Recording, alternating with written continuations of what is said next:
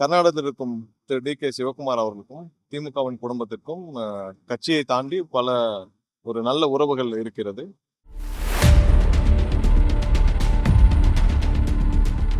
இந்த காவேரி விஷயத்துல நமக்கு பல பின்னடைவுகளை ஏற்படுத்தி திமுகவும் அதன் தலைவர் கருணாநிதியும் அவர்கள் தான்.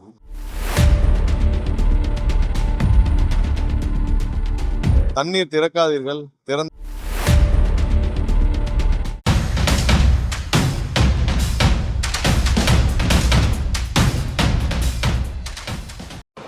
பல வாரங்களாக பல தரப்பினர் சொன்னது என்னன்னா, கர்நாடகத்தில் இருக்கும் திரு டி.கே. சிவகுமார் அவர்களுக்கும், திமுகவின் குடும்பத்திற்கும் கட்சியை தாண்டி ஒரு நல்ல உறவுகள் இருக்கிறது.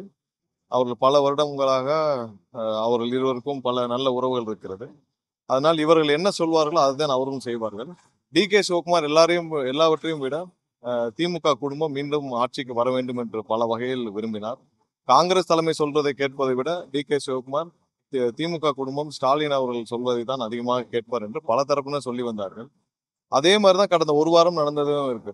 ஏன்னா அவர் என்ன சொல்லணும்னு நினைக்கிறாரோ அதை தான் திமுக சொல்லுகிறது.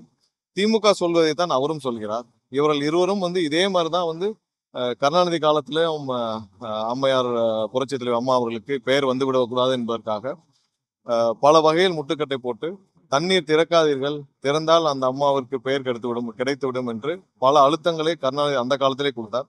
அதே தான் திமுக இப்பயும் செய்கிறது.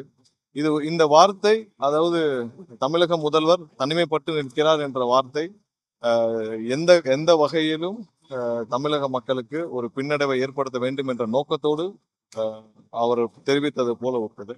நேற்று காலை முதல்வர் பல தரப்பு ஆலோசனைகளை முடித்துவிட்டு முதல்வர் நம்ம உச்சநீதிமன்றத்தில் வழக்கு தொடுக்க வேண்டும் என்று முடிவு செய்து மதியமே நம்மளுடைய வழக்கறிஞர் உச்சநீதிமன்றத்தில் இந்த வழக்கை பல வருடங்களாக நடத்தி வரும் வழக்கறிஞர் திரு உமாபதி அவர்களும் தெரிவித்து அனைத்து ஆலோசனையும் முடித்து வழக்கு பதிவு செய்யும் திட்டத்தையும் சொல்லி அது ப்ராசஸ்ல இருக்கிறப்ப திமுக அவசரமாக 5 மணிக்கு மேல வழக்கை பதிவு செய்கிறார்கள். இந்த மாதிரி ஒரே மாநிலத்துல பல பெட்டிஷன் ஃபைல் பண்ணா எவ்வளவு குழப்பத்தை விளைவிக்கும், எந்த அளவுக்கு அந்த மாநிலத்திற்கான உரிமைகளை பின்னோக்கி தள்ளும். இந்த 5 வருஷமா இவங்க என்ன செஞ்சாங்க? திமுக தரப்புல எந்த வகையில ஏதாவது ஒரு பெட்டிஷன் ஃபைல் பண்ணிருக்காங்களா? இல்ல. கடந்த 30 வருடங்களாக எல்லா வகையிலும் இந்த காவேரி விஷயத்துல நமக்கு பல பின்னடைவுகளை ஏற்படுத்தி திமுகவும் அதன் தலைவர் கருணாநிதியும் அவர்கள் தான். இப்பயும் அதே குழப்பத்தை தான் விளைவிச்சிட்டு இருக்காங்க. ஒரு வகையில திமுக இந்த மாதிரியான பெட்டிஷன், இன்னொரு வகையில அதிமுக அம்மா எவ்வளவு ஸ்ட்ராங்கா எல்லா வகையிலும் முடிவெடுப்பாங்களோ அதற்கு எதிராக இன்னைக்கு கர்நாடகத்திற்கு ஆதரவாகவும் பாஜகவிற்கு ஆதரவாகவும் ஒரு பக்கம் அதிமுக அவர்கள் சொல்வதை கேட்டு செயல்பட்டு இருக்காங்க. ஸோ இந்த மாதிரியான ஒரு சூழ்நிலையில் கண்டிப்பாக தமிழக மக்களின் உரிமையை காக்க நாளை உச்சநீதிமன்றத்திட முதல்வருடைய உத்தரவின் பேர்ல வழக்கு பதிவு செய்யப்பட உள்ளது. இந்த மாதிரியான பல குழப்பங்களை இங்க இருக்கிற கட்சிகள் மூலமாக டி.கே. சிவகுமாருக்கும் திமுக தலைமைக்கு இருக்கும் மிகப்பெரிய நெருங்கிய உறவு இந்த மூலமாக வெட்ட வெளிச்சமாக தெரிகிறது.